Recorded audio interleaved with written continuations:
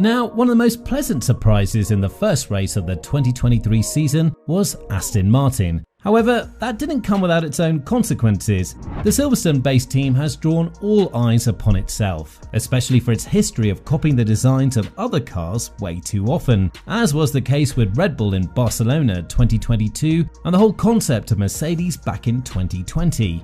Now, the team is related to copying Red Bull's design yet again, something to which the Austrian team has responded and has raised some concerns about the legality of the concept as well.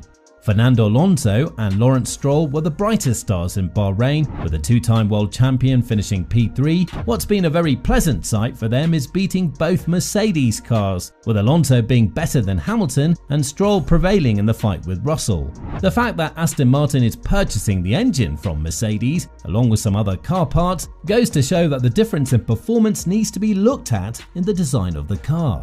This is something which Aston Martin managed to succeed and progress a lot compared to last year, the season in which they made some late pushes in the second half of the season and managed to finish P7 in the Constructors' Championship. Sure, it's definitely not a good place for a team that has invested so much in the past, but this time they're about to harvest the crops of their seeds in the 2023 season, one in which they've proved to have the pace to fight Ferrari and Mercedes, drawing the attention of Red Bull as well. For you to jump from P7 to P2 in the Constructors' Championship in the first race of the season goes to show a lot about where the team is headed, and one couldn't help but wonder, is everything that's going on back in Aston Martin's factory legal? There is a huge similarity between the AMR 23, the name of the 2023 Challenger from Aston Martin, and the RB18, one of the most dominant cars that has raced in F1 in recent history. This does not come as a huge coincidence because Aston Martin has hired staff from Red Bull, starting with Dan Fallows, the former head of aerodynamics at Red Bull. It's not a small thing for you to have such a great addition to the team, but it seems like Fallows wasn't the only one that was brought to the Austrian team. Helmut Marko has initially accused the team of building a car that is way too similar to the RB18, the car with which Verstappen was able to break so many records, such as the most wins in a season. According to Marko, Fallows was by far the only one that went from Red Bull to Aston Martin, and one bird does not bring spring to our porches, which is something that the senior advisor at Red Bull has opened up about. When talking about this matter, he added, "If you compare the cars, you can see that the Aston Martin is most similar to Red Bull. That certainly has its reasons. It wasn't just Fallows who went to Aston Martin, but also a few other people, and obviously they have a good memory." Now, why is copying always bring a lot of attention to Formula 1? With the new technical regulations and with the FIA paying more attention to how an F1 car is designed, it's obvious that more focus is put on ingenuity and innovation, something with which Mercedes try to conquer the grid in terms of implementing the no-pod side-pod design. But now that the staff that was directly involved in building the RB18 went to another team and helped them build a car that is likely to compete for wins down the road, one couldn't help but wonder, is Red Bull threatened when it comes to winning the third consecutive championship in the drivers category?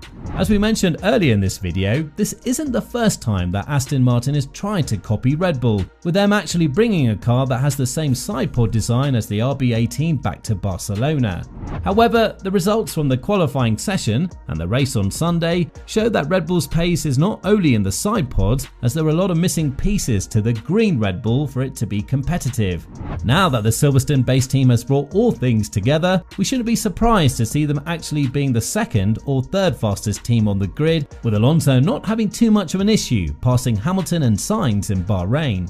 While Red Bull itself could present too big of a challenge for Aston Martin, the jump that they made from last year just goes to show that for the first time ever, the team can brag that they now have a car that's been built by people who know how to build cars, rather than just trying to buy and copy things from other teams.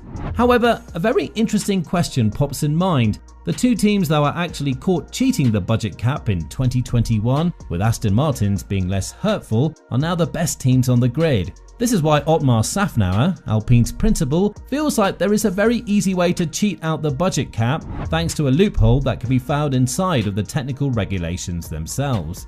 The cheating loophole would eventually allow teams to carry out development work outside the sport's budget cap, correlating with the situation that is currently happening in Silverstone.